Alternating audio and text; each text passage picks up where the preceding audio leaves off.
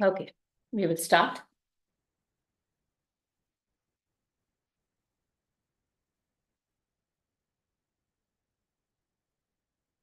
Om.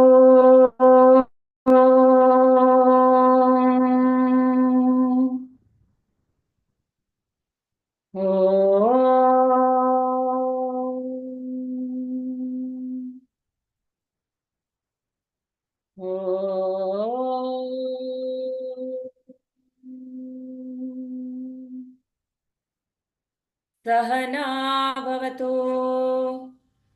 सहनौ भुनक्तो सह वीर्यं करवावहै तेजस्विनावधीतमस्तु मा विद्विषावहै ॐ शान्ति शान्ति शान्तिः हरिः ॐ श्रीगुरुभ्यो नमः हरिः ॐ ॐ नमो भगवते वासुदेवाय ॐ नमो भगवते वासुदेवाय ॐ नमो भगवते वासुदेवाय जन्माद्यस्य यतोऽन्वयादितरतश्च अर्थेष्वभिज्ञं स्वराट् तेने ब्रह्महृदाय आदिकवये मुह्यन्ति यत्सूरयः तेजो वारिमृदां यथा विनिमयो यत्र त्रिसर्गो मृषा धाम्ना स्वेन सदा निरस्तकुहकं सत्यं परं धीमहि सच्चिदानन्दरूपाय विश्वोत्पत्त्यादिहेतवे तापत्रयविनाशाय श्रीकृष्णाय वयं नुमः नारायणं नमस्कृत्य नरं चैव नरोत्तमं देवीं सरस्वतीं व्यासं ततो जयमुदीरयेत् ततो जयमुदीरयेत्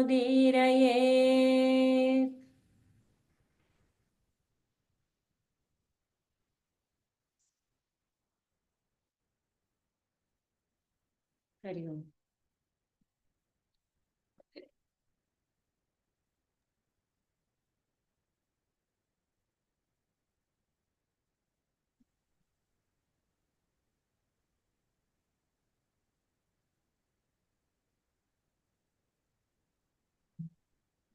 So font size okay, right? This one? we can see Bala.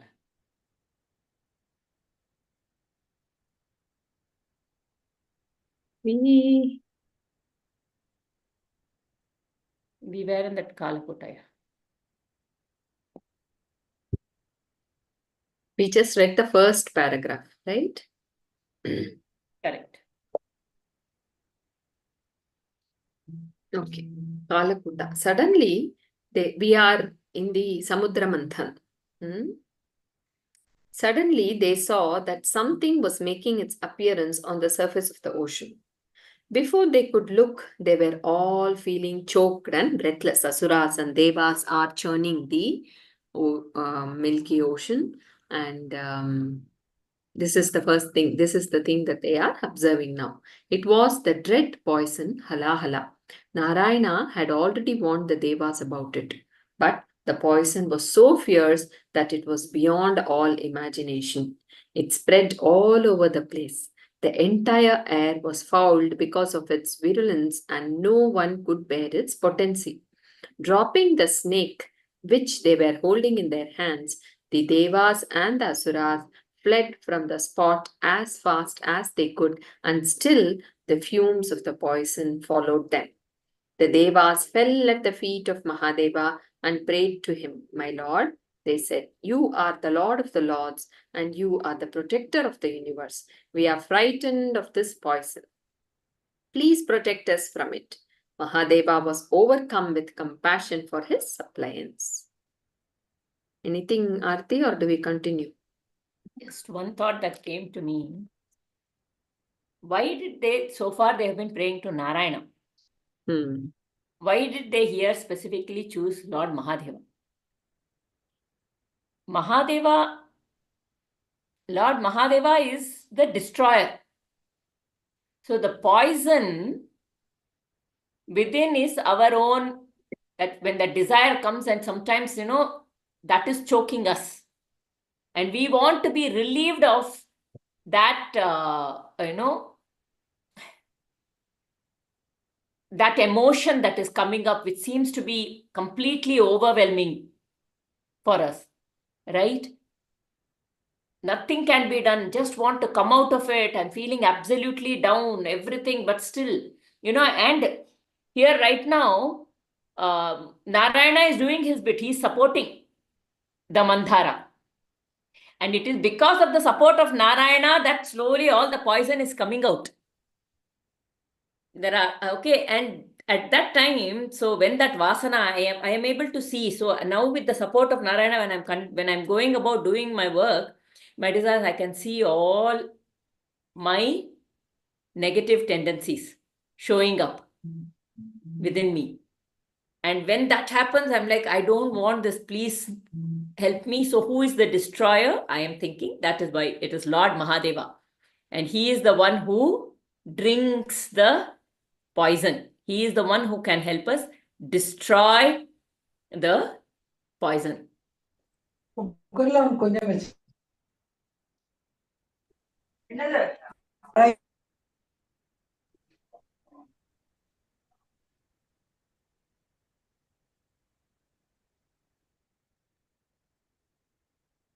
Anything coming to you, or we want to move on? We will continue. He looked at his consort and said, look at the entire host of Devas and Asuras who are looking to me to save them from the dread Kalakuta, which is born of the ocean. It is my first duty to protect them who trust me. I will therefore swallow this poison and thus save the frightened suppliants. The mother of the universe smilingly gave her approval. Lord Mahadeva then took the poison in the palm of his hand and swallowed it. The poison entered his throat and stayed there forever, staining the white neck of the Lord with blue. The stain seemed to enhance the beauty of Mahadeva's neck.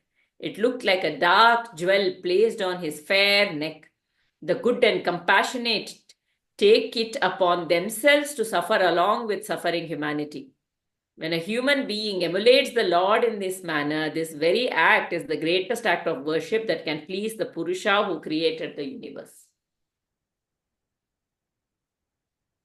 When a human being emulates the Lord in this manner, that is when he goes beyond the self,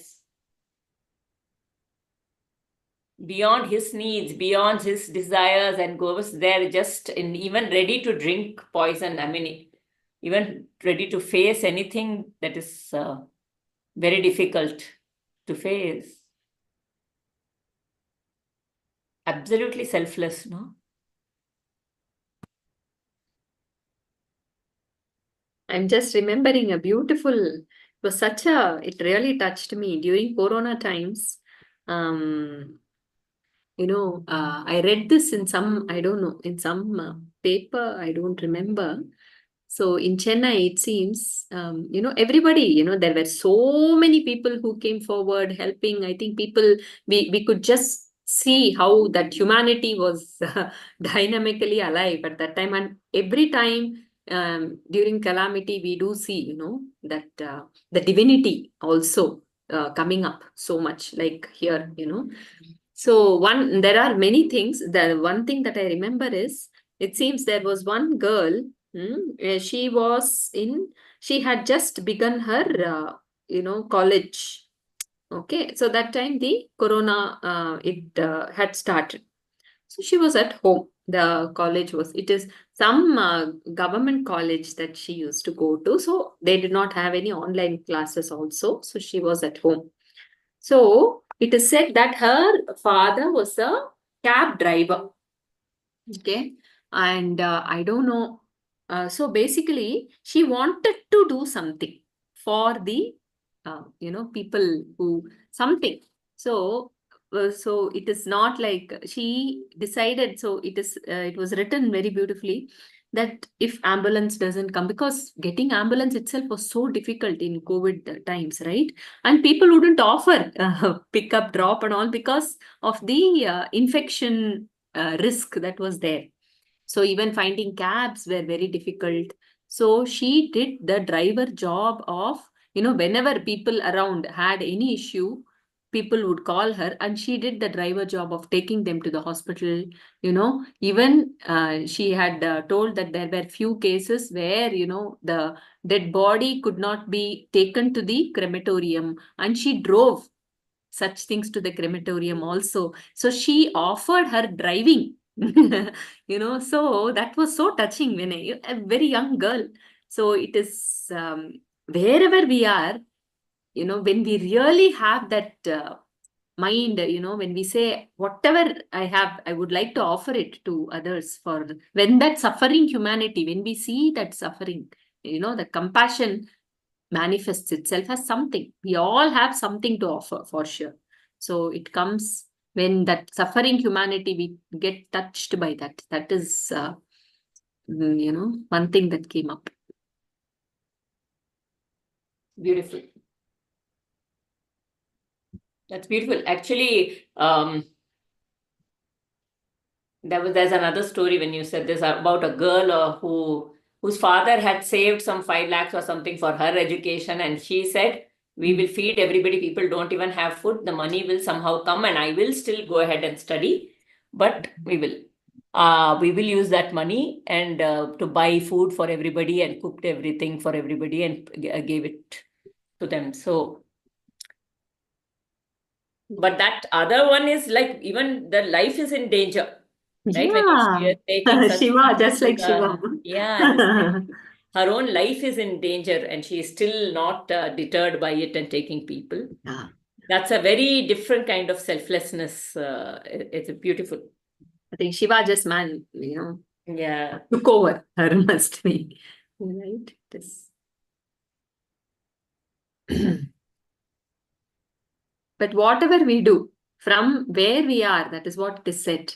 You know, eh, only that is high, this is low. Many times we do get doubts. Nothing like that. Wherever we are, there is a possibility to offer what we have, what is there with us, to um, others who are in need. So it flows. So it is, in fact, this is, maybe I've shared, one man, he was a devotee of Kanchi Mahaperiva, and he did not have so much money and all that, but he had read, or he listened to Periyava saying to somebody that, doing Annadhana during this Male Paksha time is very, very auspicious, and it is very good, basically.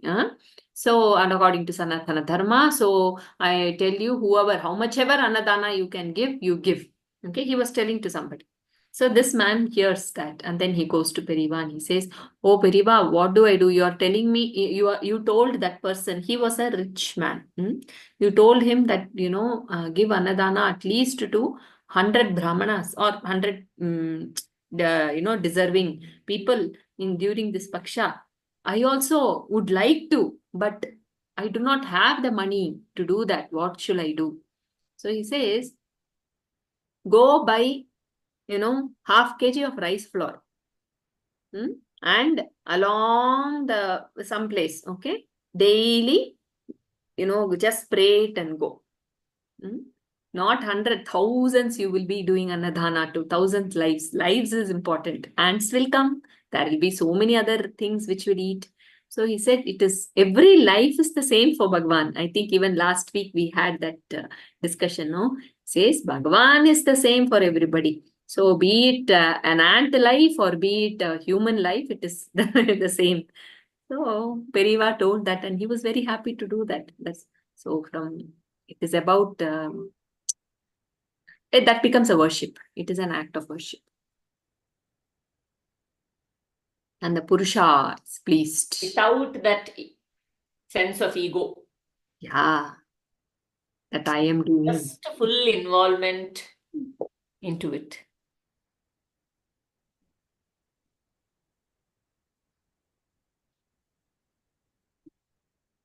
While he was drinking the poison, an infinitesimal drop slipped from his hand and spilled on the ground. This was taken by poisonous creatures like snakes, scorpions, and creatures which have poison in their fangs, and some creepers got it on them and were later classified as poison creepers, which are avoided by bees, birds, and beasts. See, whenever Lord is in action, there every little bit, is so, we shouldn't say useful. I don't know what it is. It has a purpose. There's nothing that is a waste. That's the way Lord works. Yes. Divya, you have something to ask or share. Yeah, ma'am, I wanted to ask one thing. There is a version, and I have heard when in this Mahadeva drinks the poison, Parvati Devi touches Yeah. her neck, touches his neck, and it prevents the poison from going further down. And when he tries to spit it, Narayana covers his mouth. Is that true or like I don't? There are versions. It could be. I've heard the Parvati pressing the neck, but I don't know about the other one, Narayana. That part I don't know. There are many, each Purana will have slight variation. Yeah, ma'am. Is, Okay. In this one, so that is what the story I remember my grandparents telling me. Huh. So the poison he was not allowed to he was not allowed to spit it out, and then it didn't go in. So that is how became Nilakantha. Right. See, a beautiful thing. Recently, I read it somewhere. See, this is we can take it as symbolism also, right? So I don't know about that spitting thing, but for Parvati holding that poison in the neck, it is, see, Parvati is Jaganmata, right? She is the one who protects and who nourishes the entire Jagat. So she wanted to safeguard the lives that are in, I think it is in Shivananda Lahari it comes. If she wanted to safeguard the lives that are in, Shiva's stomach. So she holds here, in the Kantha, and that compassion of Parvati and Shiva put together glow like that, Neelakantha. I think that is in Shivananda Lahari. Adi Shankaracharya writes it like that in one verse. So he says, oh Parvati, whose compassion is better? Something like that, for you did not want that poison to go down and affect all the other lives that are there in Shiva, because everything is in Shiva. And so she stops there. And of course, Shiva's compassion also. So both put together, it is shining like a blue sapphire jewel. So all these things, it is up to us to take and see how it can be. It will help us in connecting with him. Okay, ma'am. Yeah. Do we continue? You continue, Pad. Yeah. After the poison had been swallowed by Mahadeva, the Devas and Asuras resumed the churning of the ocean. There appeared a beautiful cow by name Kamadhenu. So now the halahala is done. Now all the Daivi Sampats are coming out, The rishis, steeped in the lore of the Vedas and Vedic rites, thought that she would be useful to them for preparing the habis, which is made out of cow's milk and butter. Habis was the offering to the fire in the yajnas, which they would perform endlessly. Then came Uchchaishravas, a horse white like the kunda flower. Bali wanted the horse. Indra, remembering the advice of Narayana, did not ask for it. This is also very important. Taking all the Upadesha from the Lord and, holding by that also. There then arose out of the ocean a magnificent elephant vying with Kailasha, the abode of Mahadeva, in whiteness. It had 4 tusks and it was given to Indra. It was named Airavata. There appeared a beautiful gem by, you want to say something, Aarti? You finish that paragraph. There appeared a beautiful gem by name Kaustubha, which was pinkish red like lotus Strangely enough, Narayana said that he would like to wear it as an ornament.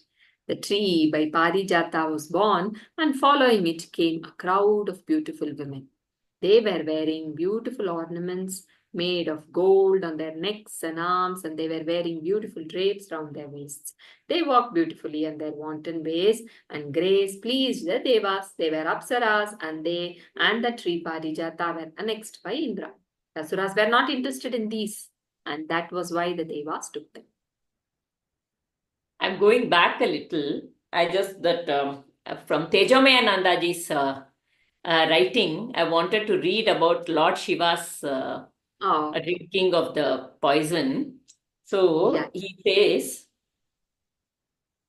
Lord Shiva thus came to be known as, It is like the scarred arm. Hold on, wait. Lord Shiva's body is white in color. Typically, if someone gets a red or yellow stain on a white cloth, it becomes unbecoming. But for Lord Shiva, this blue mark was a bhushana, not a dushana. It was an ornament and not a taint. It is like the scarred arm that is a symbol of valor for the man who saved someone from fire. His arm is a reminder of his heroic act. Nowadays, it is the righteous and sensible people who are forced to drink poison. While the foolish do not have to do anything, some householders complain. I am the only one who works in this house and the only one who has to put up with everything. I am the only one who has to tolerate everyone's insults and digest everyone's bitterness. So what does Lord Shiva teach us? First, be ready to drink the poison and bitterness of life because you have the strength to withstand it.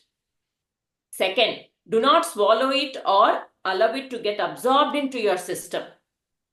Some people undergo many bitter experiences and thereby become bitter and cynical themselves.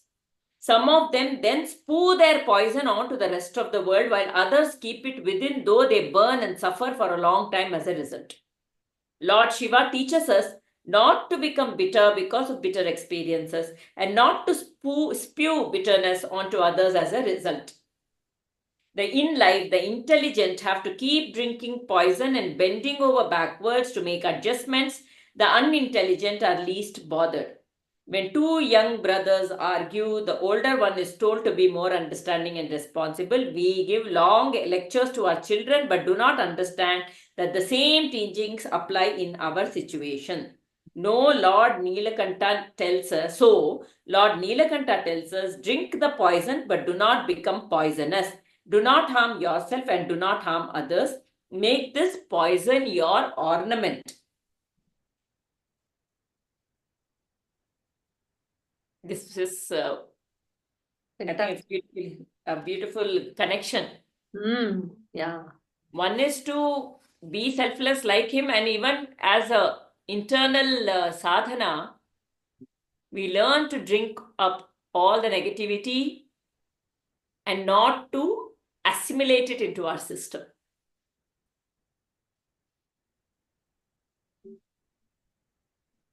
Shiva is also Mayapati. Ma'am, Ishvara, how can it be done, ma'am? I guess I for one person find it very difficult.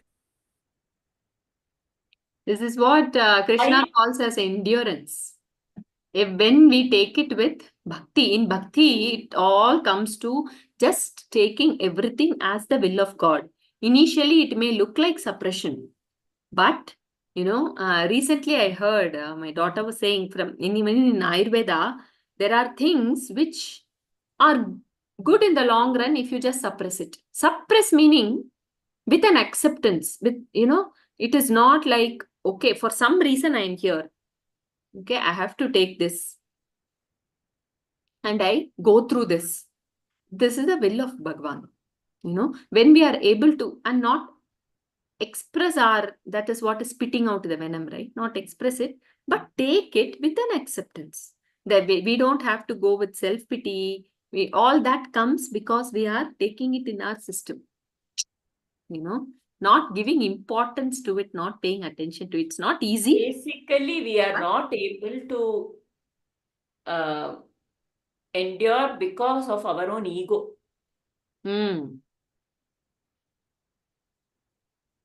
Yeah, it's not easy, but it comes with practice. If we keep saying it is difficult, we can start practicing maybe in small things, and slowly it comes. It's all about habituating our mind. So Yeah. every time there is so much of something like that, we feel like we are being choked. Then remember Bhagwan, start doing Nama Japa. No, the moment that happens, we are detached from that ego. That's all it is. We should find our own ways to detach ourselves from this ego. That is the only culprit, nothing else. Okay, ma'am. I used to think self-pity is, I did not know it was like something which came from ego, but only after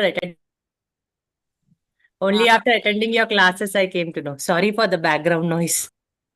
No background noise. It is okay. There was no noise. Yeah, self-pity.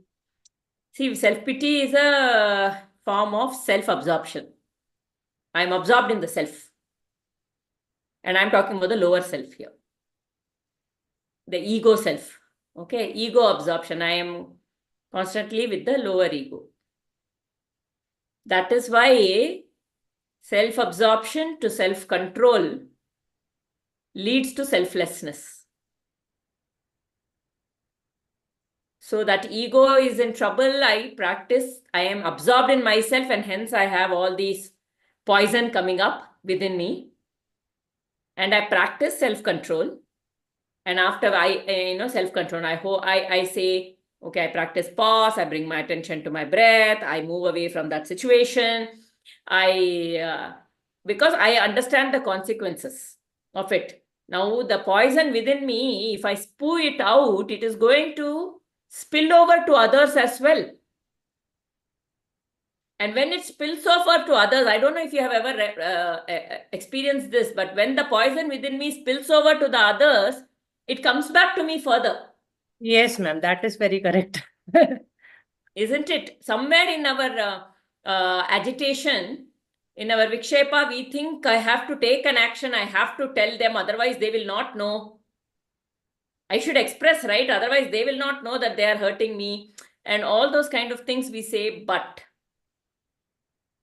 if we just practice that control and held back and practice that pause, if we gave it to ourselves, as we do that, knowing the consequences and with a sense of surrender, it's an endurance. What happens is these things will stop, the poison will stop affecting me. It didn't affect Lord Shiva in his throat. It didn't get assimilated. It was not spewed out. So it didn't grow. It just got controlled within. So this is very similar to, at the physical level, building the stamina to digest different foods, something new, for example, after taking... When we do it for our children, no, especially for my neurodiverse, and when we introduce a new food when he was younger. Yes. So you can relate to it, right? So like that, something is there. Now it's the mental stamina. our very strong association to pain and pleasure. Our mental makeup, if it is possible, I know it's at that moment, but if we can start thinking of pain also with a way for me, it's, how you fast. If you're fasting, you need a little bit of willpower, right? You need a lot of willpower. Yeah, today's Ekadashi, so I'm fasting. You're fasting, right? So you know what it is like. So there will be hunger, but you have decided. Yeah. That's so like that. When a pain comes also, it is a practice of willpower, we can think. Yes. It is the pain has come. So there was a time when initially whenever that PMS used to come, I would think, okay, now the PMS will come and my mind will go this way, that way. So I need to, it's a practice of willpower, making sure the mind doesn't go here and there. So welcome it. It's just a shift. Pain, the way we look at it, conflict, the way we look at it, right? Yeah. As though it is very negative. If one pain within us we can control, and we can, then there is a transformation within, no? If we do that, then we will feel, oh, that pain led to this transformation and this learning. And our whole, what would you say? The way we look at pain will change. We should just allow that to happen to us. Yes, ma'am. Yeah, thank you, ma'am. Thank you so much. And the pleasure is also not a very positive thing. Yeah, true. Okay, it leads to a long-term pain. As simple as buying a very high cushion sofa or having a spring bed. Okay, and we are so used to it. So long-term, what happens? Our back becomes weak. In fact, I remember we have this Srimad Bhagavatam retreats, right, in Sankalpa Farm. So the Prabhuji who, facilitates that retreat, he always sits down with his legs folded and on a jamakana. Okay. Once we thought, okay, for him, for the backrest also, let us take the chair with the backrest, which it had a cushion little on the, for where we sit. So we had taken once. And then first he sat. And then that day, for some time, and then by lunchtime only, he figured out the problem. He said, no, I don't want this. I will sit on the jamakana only. Because that cushion is there, it is causing knee pain. See, more and more we are sensitive, we can sense that, So he could sense it very quickly. But for us, it takes maybe months, years, I don't know. So that is the kind of pleasure. So we think the pain is separate, sleeping on the bed is separate. We don't associate the two things at all. Yes. So there are so many things. Correct. Very correct. One thing I just remembered, because you were telling about, self-pity is not ego. All those, we have a lot of, because the moment this ego word comes, we all can very easily associate to that arrogance, to that egoistic person. That is how we look at it. Yeah, right? attitude and all, that is what we think. That is what we think. Okay, this is a beautiful book by Swami Aparajitanandaji, Indispensable Values. So when I read this, I found it so I would like to read it. He says, yes, that is the superiority thing. Okay, bloated ego, he calls that, where egoistic personality, self-centered, insistent personality. We are quite aware of that. He says the other one is inferiority. That is also ego only. Humility versus inferiority complex, he says. And there are two things which I would like to read. One is humility versus inferiority complex. The other one is self-respect versus superiority complex. Okay, this we have many times, we get confused. Yeah, that boundaries are very lucid, I would say. Yeah, we don't know, right? Of course, there are no strict boundaries. It is totally subjective. Just these are few insights which Swamiji's give us. Yeah, humility versus inferiority complex. Many times we get confused because both of them say, I am nothing, I have nothing. This is a very popular statement of Swamiji, right? I am nothing, I have nothing, I do nothing, I know nothing. They have the same verbal language and sometimes even body language. But the former, which is humility, is a virtue, while the latter, inferiority complex, is a vice. How to differentiate? An inferiority complexed person is ever sad because he is in touch with the IRs of life. What is IR? Something he must have given earlier. Oh, I don't know. Oh, IR is impermanent reality. Okay. Limited things, Say, for example, I have a BE degree, if I'm holding on to that. Okay. So, and with that, I don't get a job which matches that BE degree, then I get into or if I don't even get a job, I get into inferiority complex, right? All the impermanence when we hold on to. Okay. So he says he is in touch with IRs, the impermanence in life. He is sad that he is nobody. That sadness, that is the inferiority complex. He thinks that if he becomes a somebody, he will free himself from sadness. So if I get a job, then yeah, that is inferiority, right? I don't know, if I get a job that matches, whatever, that be computer science, whatever, then that is inferiority complex. He is jealous of those who are somebody in life. So this inferiority complex again also projects itself as jealousy. When that, my definition of that somebody, when I see someone with that, I feel jealous. He works hard to become a somebody in life. On the other hand, humble person is ever in touch with the permanent realities. Yeah. So the permanent is Bhagavan, right? The truths in life.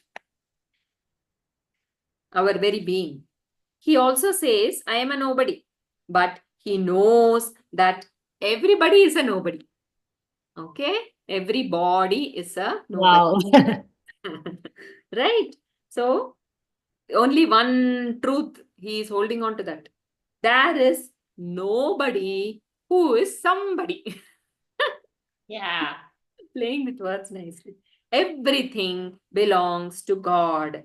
So, everybody is nobody. Nobody. Hence, he is never jealous of anyone.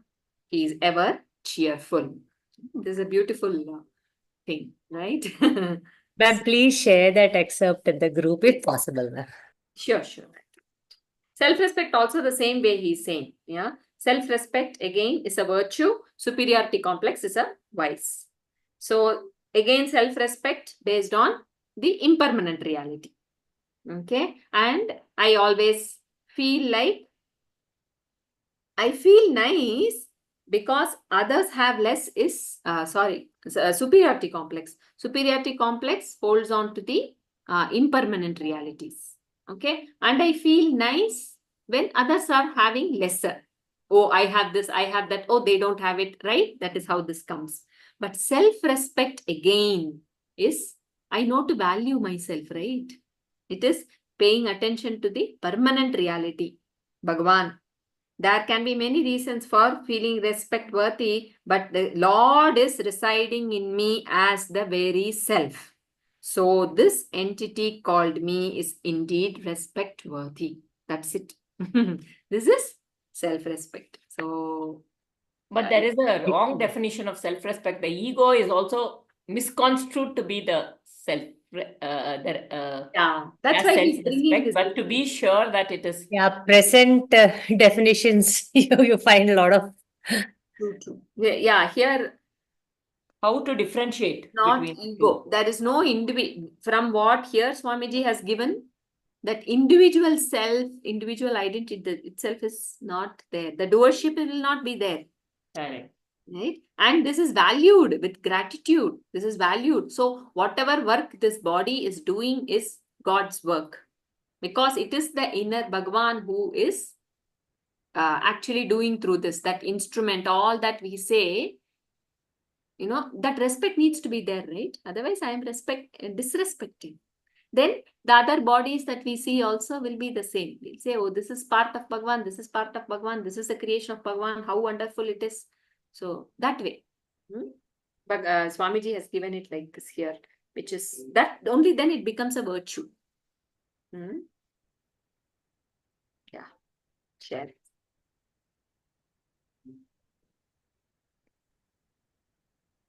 Anybody else has anything to share?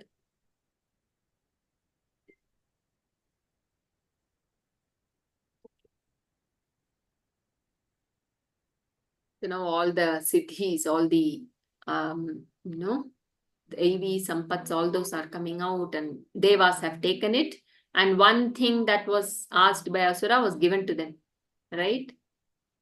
Bali.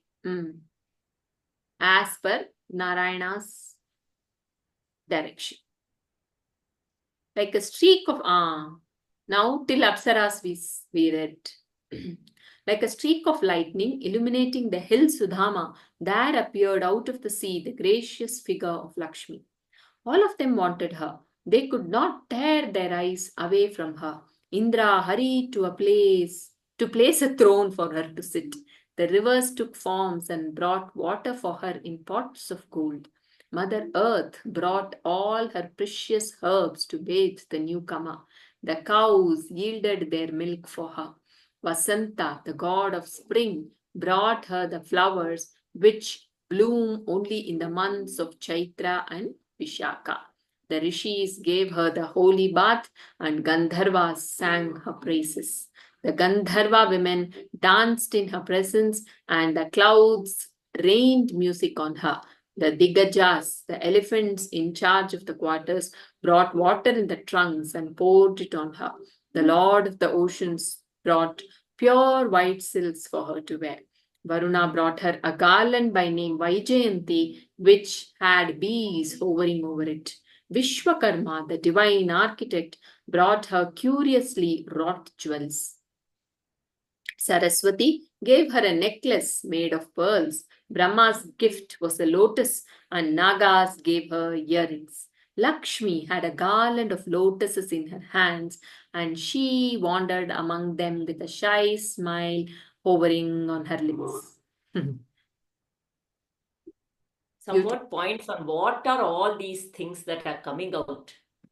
Tejamayananda is saying, the Ucheshravas, the horse, the elephant, and all of these, that one after the apsaras, all of these, the elephant, the horse, cow, tree, etc., that came from the churning, all represent the supernatural powers that result from spiritual practices, some siddhis.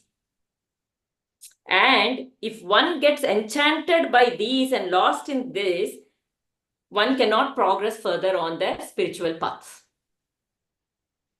So this, even the Devas and the Asuras, every time something came from the churning, they would become fascinated by it and stop churning. This happened repeatedly throughout, and Bhagavan repeatedly enthused and encouraged them to start churning again. Again, they would say, enough, we cannot do anymore. And again, the Lord would remind them to churn and tell them that they would surely get nectar if they continued. So the Lord is guiding us at every step. It is this book called The Alchemist. In that Alchemist, there is a very nice, this thing, a man would keep wanting to go for Hajj. He would keep saying, I should go for Hajj. There is a voice from within which keeps saying, I have to go for Hajj, I have to go for Hajj. And the hero guy, he will come to him and he'll say, when will you go? So when will you go? That time, when will you actually go for Hajj? And this man says, you should, when the voice is loud, you should go. Because after some time, if you ignore the voice will stop talking to you.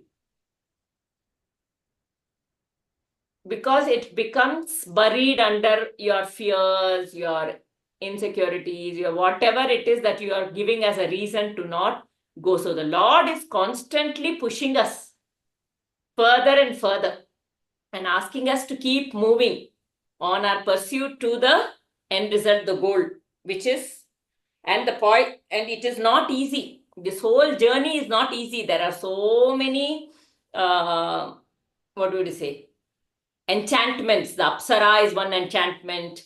All different forms of enchantment, that temptations that come in. But we have to keep moving steady. In the beginning, initially the voice would keep talking to us. But if we bury it and we get caught with all those things, we will not hear the voice anymore. So we keep moving. And when Lakshmi Devi wed Lord Narayana, the Devas and Asuras were not particularly happy about it. But what could they do? They thought, the Kaustubha money went from our hands and so did Lakshmi Ji. We should not so get something so valuable. This is something different. I think we have to move on. About Lakshmi, has Swamiji given something? That is what I was thinking, but not yet. Okay. No. Yeah, now she is looking for garlanding somebody, no? The lotus garland she'll put on Narayana. Yeah. So these siddhis, right? Very beautifully in Ullada Narpada, Ramana Bhagavan says, Siddhamai ulporulai terdirital siddhi, which means with absolute no distraction, ulporul means the one within. So to abide in that is the only siddhi. Siddhamai ulporulai terdirital siddhi. All the other siddhis are only like a dream, he says.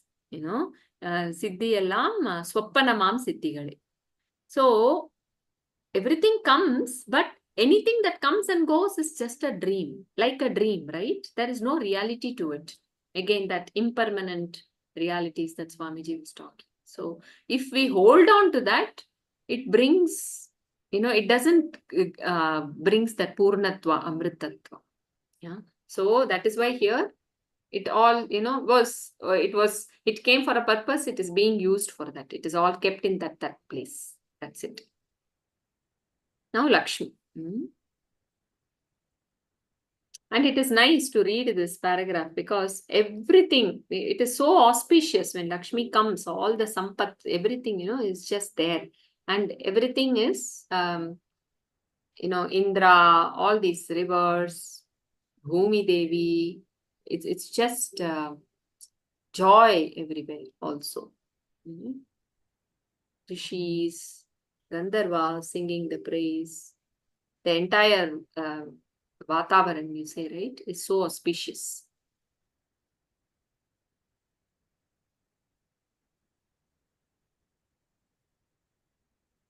Yeah, so she's going there with a garland of lotuses looking for a husband. There is one thing about Lakshmi that I had read earlier sometime.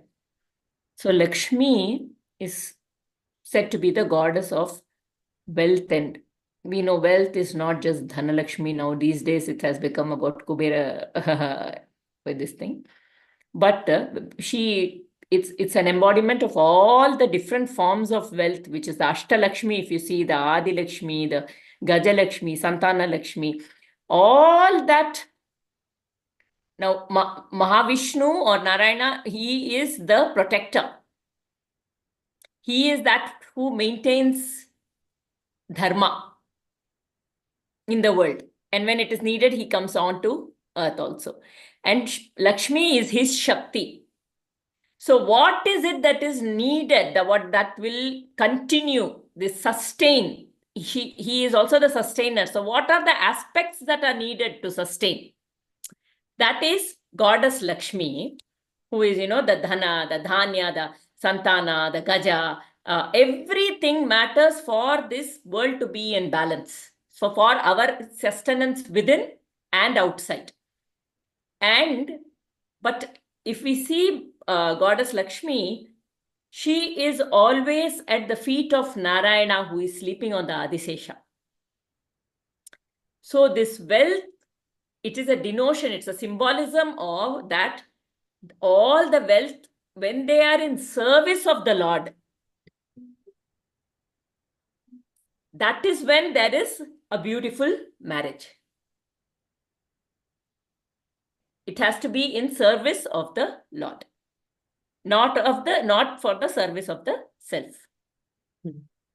That I'm reminded of a beautiful verse in Narayaniam, where Bhattadri, he says, "Oh Lakshmi, people say you are fickle-minded, you don't stay in one place, you keep going from one place to another very easily. They don't understand you really. But I tell you, I have observed that you stay longer in the those who praise Narayana, who worship Narayana. Okay, Lakshmi, you are the first devotee of Narayana. So you don't care about those who are, praising you. For you, you are a more, you also like to serve those who glorify Narayana, because you get chance to listen about his glories through those devotees also. So you are there where Narayana is glorified, where Narayana is, So that is one beautiful verse that Bhattadri says with Lakshmi. So people don't realize you are actually so selfless. She is not thinking about her devotees also. It is Narayana. So Gurudev also says that very beautifully. It is very popular. Chinmayananda ji, he says, hold on to the feet of Narayana. Lakshmi will follow. This was the thing when Chinmaya Mission, whenever there were challenges, when they ask, he would say, it seems, hold on to the feet of Narayana, Lakshmi will follow. So that is how it is. It's to be at the service of the Lord is the biggest prosperity that one can expect. Yeah. The best prosperity. Sudama story, right? Sudama. He was, nothing changed for Sudama as a Vipra. He is in Bhagavatam, we've not come to that, right? So yeah, we'll see. It's a beautiful, that is the only way. Huh? Since you mentioned, give a brief. Yeah. Sudama, because, when I was young, when I saw a movie, Tamil movie, the way he was portrayed was very different. Someone suffering in poverty. Okay. Sudama was in poverty, but he was not suffering. Okay. His wife only makes him go, right? Huh? Yeah. Yeah, His wife Hmm. also, and even wife, the way Bhagavatam says is, because see, that's what it is in the, this practical level, it was very difficult. Okay. And she wanted to serve that Vipra. They don't have 27 children. That's not at least mentioned in Bhagavatam. I don't know from where they found this, and the movie had made a mess out of that. Okay. So when I read this, I felt, wow, he is one of glorified Brahmana. And it is said that Krishna, only the entire Bhagavatam, if you see all the Bhagavatas, they, are in that, when they glorify Bhagavan, when they are glorifying Krishna, they are in that goosebumps, and they give out tears and all that. And it is only when Sudama is there, that is the only time when Krishna himself cries out of bhakti.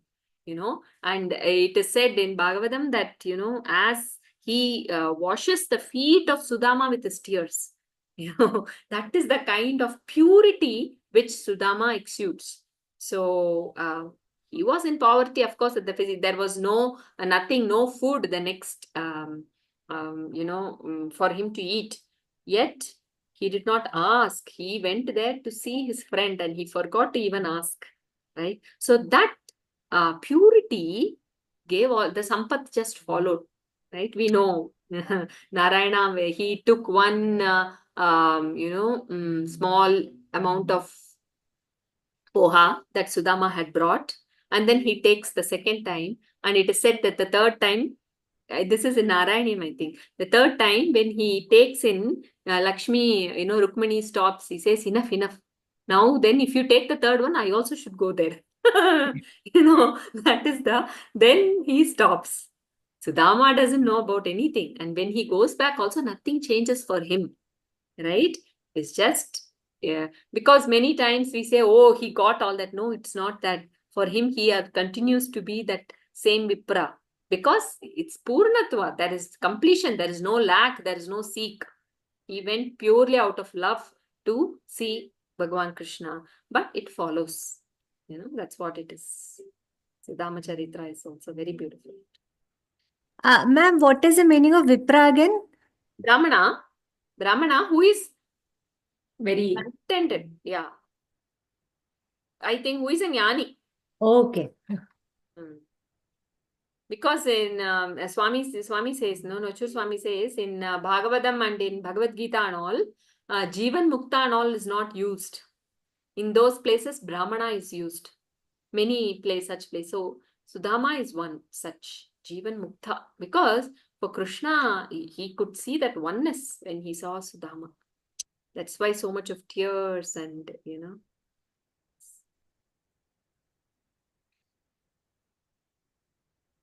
Yes, please continue.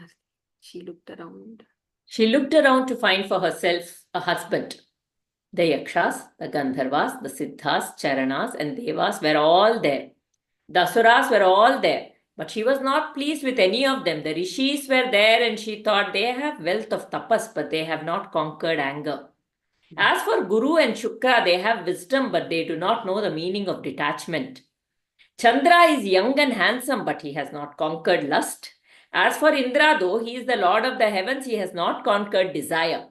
Each one of the gods who have assembled here has something wanting. No one is perfect except Lord Narayana. He is complete in himself, so much so he does not desire me.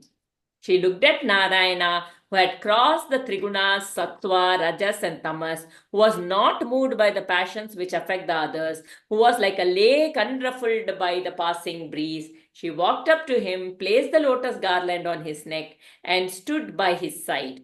The Lord took her and placed her on his chest. They glowed like a thunder cloud with a streak of lightning flashing across it. In a way, this is the ego merging with, not at all getting dissuaded by anything.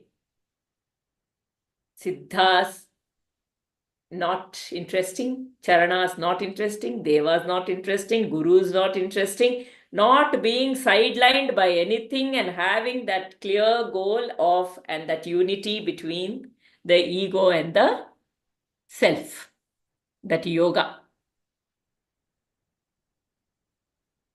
And it's so interesting. She goes only to those who are complete in themselves. Okay. That's what we also saw, right? Sudama, she followed Sudama. Right? So the one Purnatva doesn't come with, what we possess, be it wealth or health or I don't know, anything. And this is also beautiful. She walked up to him, placed the lotus garland on his neck, and stood by his side. The Lord took her and placed her on his chest. So, like that, our effort is to go beyond all of this very, clearly, just with the final Lord in heart, and keep moving, and standing, and He will take. The final step is His. I think you should just sing that Harinam Gate Chalo. Even last week I was thinking.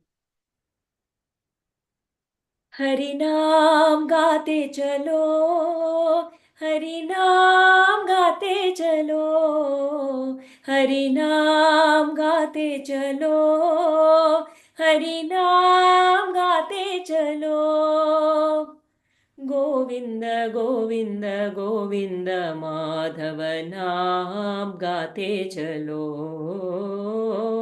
Govinda, Govinda, Govinda, Madhava Naam Gate Chalo. Govinda Vithala, Gopala Vithala, Govinda Vithala, Gopala Vithala. Jaya Hari Vithala, Jaya Hari Vithala. जय हरि विठला, जय जय Vitthala.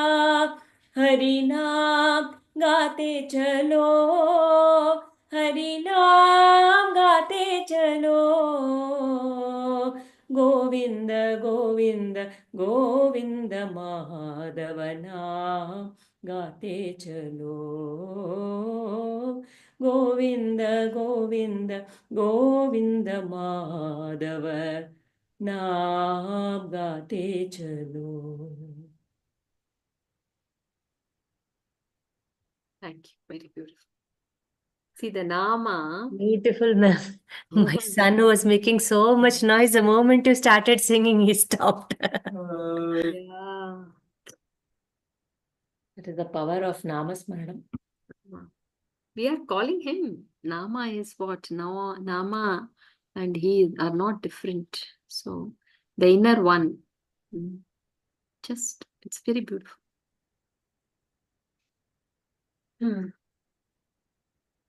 We have like few minutes, but it is a good point to stop. I think we will today stop it here. Done. This chapter is done. The last one at least. Yeah. The churning was resumed. There arose the lovely figure of a young girl with eyes like lotuses. Her name was Varuni, the most delightful, the most intoxicating drink. The Asuras took her for, I think I missed some words, right? Not. The most intoxicating drink, the Asuras took her for themselves. So, it is the Asuric quality which gets pulled to this. But I think the Amrita we can probably, how big is it? We can go to the Amrita. Amrita. When we split up Amrita at last, Amrita. Amrita, the nectar that we are all thinking that is like a nectar, like a honey which we will drink, was how I used to imagine when I was a child. But if we split, the Amrita is death. And Amrita is no death, immortal. And what does immortality mean? We believe we are immortal. We believe we are our We are mortal because we are identified with the body, and when we think when the body dies, we die. Amrita is that essence where I know that even when the body dies, this existence shall continue.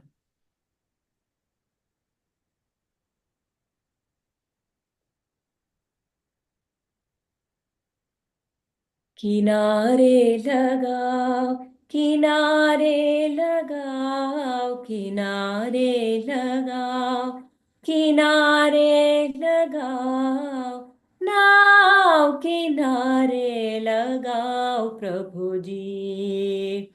नदिया गहरी नाव पुरानी, नदिया गहरी नाव पुरानी, नाव पुरानी, डूबत नाव तराओ प्रभु जी।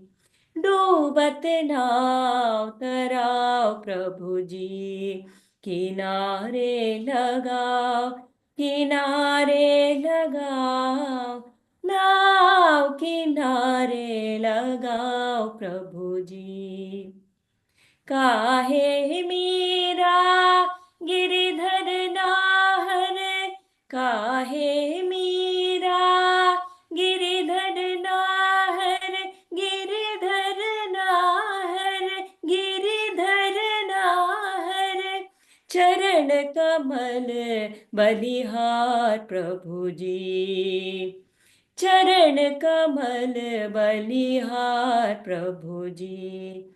किनारे लगाओ, किनारे लगाओ, नाव किनारे लगाओ प्रभु जी। May we all cross over this Bhavasagar to reach his lotus feet.